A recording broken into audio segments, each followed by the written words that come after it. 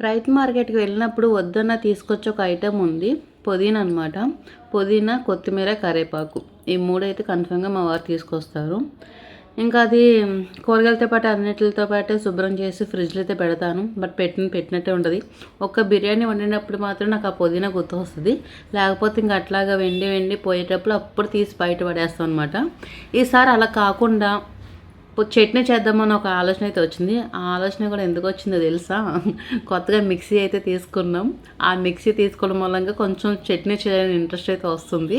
ఏదైనా కొత్త వస్తువు ఉంటే మనకి కొంచెం ఆ ఇంట్రెస్ట్ పోయేంత వరకు చేస్తూనే ఉంటాం కాబట్టి అట్లాగే సరే పుదీనా తీసుకొచ్చారు కదా! సరే అయితే పుదీనా టమాటా పచ్చడి చేద్దామని అయితే స్టార్ట్ చేశాను. నా ఇంట్రెస్ట్ ఏంటో మరి నేను అంత ఇంట్రెస్ట్ చూపించాను కాబట్టే కరెక్ట్ టయానికి పవర్ కట్ అయిందనమాట. కరెంటు పోయింది. అర్రే!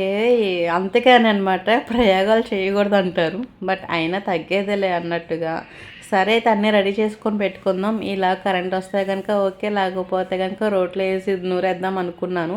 బట్ రోల్ చూస్తే చాలా చిన్నగా ఉంది, సరిపోదు. సరే ప్రిపేర్ చేసుకొని పెట్టుకుందాము. ఎప్పుడు కరెంట్ వస్తే అప్పుడే మిక్సీ పడదాం, ఏముందిలే. ఆల్రెడీ కూర అయితే వండేసాను. ఇంకా సెకండ్ ఆప్షన్ కింద చట్నీ కాబట్టి అంత ఇబ్బంది ఏం లేదనమాట. ఈలోగైతే కరెంట్ అయితే వచ్చింది. మనం ముందుగా పల్లీలు, పచ్చిమిర్చి, చింతపండు అయితే కొంచెం మెత్తగా అయితే పేస్ట్ చేసుకున్నాను. అందులోనే కొంచెం సాల్ట్ను మనం ముందుగా మగ్గబెట్టుకున్న టమాటా, పుదీనా మిశ్రమం కూడా వేసుకొని యాడ్ చేసుకొని మరి మెత్తగా కాకుండా కొంచెం బరగ్గా మిక్సీ పెట్టుకొని తాలింపు. ఆ తాలింపులు కూడా అన్నీ వేసేసకుండా కొంచెం ఆయిల్ పోసుకొని ఆ ఆయిల్లో నా తాలింపుల డబ్బా చూపించేస్తాను చూసేయండి.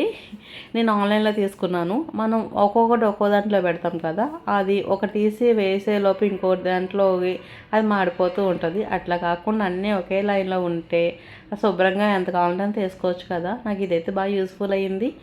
ఓకే అండి.